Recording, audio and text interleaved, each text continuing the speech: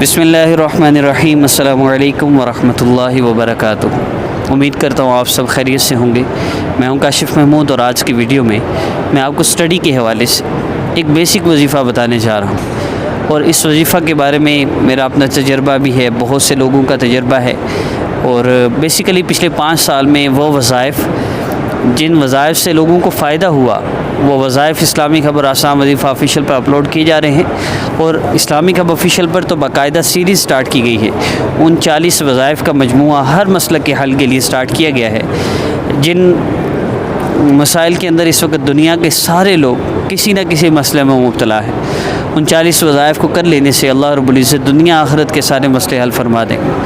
عمل کی ترتیب کی طرف بڑھتے ہیں۔ آپ نے عمل کرنا ہے، انشاءاللہ پیپر میں وہی آئے گا جو آپ نے پڑھا ہوگا۔ بہت آسان سا عمل ہے، اور اس عمل کو آپ مخصوص ایام میں بھی کر سکتے ہیں۔ کچھ بیسک چیزیں ہیں جن سے عمل کا فائدہ بہت زیادہ بڑھ جاتا ہے۔ پہلی چیز ہے نماز کی پابندی۔ یہ وہ بیسک چیز ہے جس کے بغیر عمل کا فائدہ ہو ہی نہیں سکتا۔ دوسری چیز ہے گناہوں کو چھوڑنا، اس کے بغیر بھی فائدہ نہیں ہو سکتا۔ اگر آپ گناہوں کو نہیں چھوڑ رہے تو آپ کو اس عمل کا خاطر فائدہ نہیں ہو سکتا۔ وقتی طور پہ اللہ رب العزت کا نام لینے کا ظاہر سی بات ہے فائدہ تو ہوتا ہے، لیکن وہ فائدہ نہیں ہو سکتا جو آپ چاہتے ہیں، اور جو الحمدللہ ہم نے دیکھا ہے لوگوں کو ہوتے ہوئے۔ وہ فائدہ چاہتے ہیں تو گناہوں کو 100% چھوڑیے، توبہ کیجیے۔ جب آپ عمل کی ترتیب میں عرض کرتا ہوں، اگلی عمل کی ترتیب کی طرف بڑھتے ہیں۔ یہ 2 چیزیں ان کے بغیر گزارا ہی نہیں۔ باقی کچھ چیزیں ہیں جس سے عمل میں تاثیر بڑھ جاتی ہے، فائدہ زیادہ اور جلدی ہوتا ہے۔ ان میں پہلی چیز 2 رکعت نفل حاجت کی نیت سے پڑھنا۔ آپ جب حاجت کی نیت سے نفل پڑھیں نا تو اس میں توبہ کی نیت بھی کریں۔ اللہ جتنے گناہ اب تک ہوئے سب سے توبہ کرتا ہوں، آئندہ گناہ نہیں کروں گا، نہیں کروں گی، بس توبہ کر لیجیے۔ پھر گناہ ہوا پھر توبہ کر لیں گے، اللہ رب العزت معاف فرمانے والے۔ 2 رکعت نفل آپ نے پڑھ لیے، اب اس کے بعد آپ نے مصلی پر بیٹھے ہوئے قبلہ رو ہو کر اس عمل کو کرنا ہے۔ بہتر یہ ہے کچھ صدقہ دے لیا جائے، عمل کی تاثیر بڑھ جاتی ہے۔ اور ایک بات ذہن میں رکھیے گا، عشاء کی نماز کے بعد آپ نے اس عمل کو کرنا ہے، لیکن یہ وقت محسوس نہیں ہے۔ اللہ رب العزت سے مانگنے کے لیے وقت محسوس کرنا بھی مناسب نہیں، جب چاہے مانگیے۔ صرف نوافل نہیں پڑھ سکتے، عصر کے بعد نہیں پڑھ سکتے، فجر کی نماز کے بعد نہیں پڑھ سکتے سورج نکلنے تک، اس لیے ظہر مغرب عشاء کا وقت زیادہ مناسب ہوتا ہے۔ اور عشاء کا وقت میں اس لیے عرض کر دیتا ہوں کہ یکسوئی کے ساتھ عمل ہو سکتا ہے۔ رات کو سوتے وقت آپ عمل کریں گے، آپ کو کوئی آواز دینے والا نہیں ہوگا، کوئی چھیڑنے والا نہیں ہوگا، یکسو ہو کے اللہ سے مانگ لیں گے۔ عمل کی ترتیب کی طرف بڑھتے ہیں۔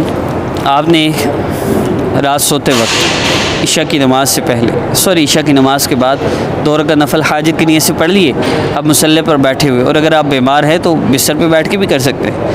آپ نے قبلہ رو ہو کر باوضو ہو کر مصلی پہ بیٹھ کے اس عمل کو کرنا ہے۔ عمل کیا ہے؟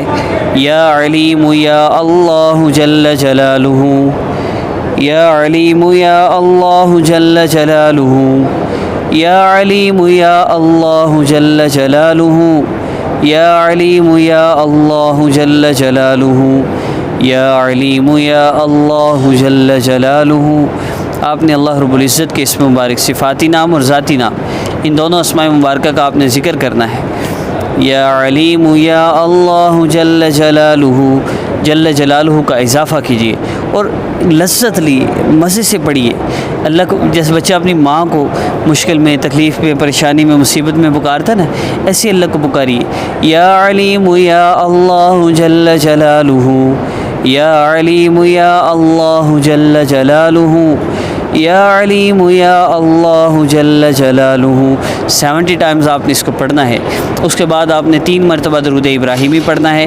درود ابراہیمی پڑھ لیں، اس کے بعد آپ نے اللہ رب العزت سے دعا کرنی ہے اپنے پیپر کے لیے، ایگزام کے لیے، اور یہ بھی دعا کیجئے کہ پیارے اللہ جو میں نے پڑھا ہے اب تک اور جو میں آئندہ پڑھوں گا، اللہ جی وہی امتحان میں آ جائے۔ پھر اللہ رب العزت آپ کے ذہن میں ڈالیں گے ہی وہی پڑھنے کے لیے جو امتحان میں آیا ہوگا، اور ایسا ہی ہوتا ہے الحمدللہ۔ آپ اس عمل کو کیجیے گا، جس دن پیپر ہو اگلے دن، اس دن رات کو آپ یہ عمل کر لیجئے۔ اس سے پہلے بھی کر سکتے ہیں، دن کے وقت بھی کر سکتے ہیں، جس وقت چاہے کیجیے۔ بس اتنا سا عمل ہے اور ایک ہی دفعہ کرنا ہے۔ عمل کی اجازت، ہماری حوصلہ افزائی کے لیے چینل کو سبسکرائب فرما لیجیے۔ نیکسٹ ویڈیو میں ملاقات ہوگی۔ السلام علیکم ورحمۃ اللہ۔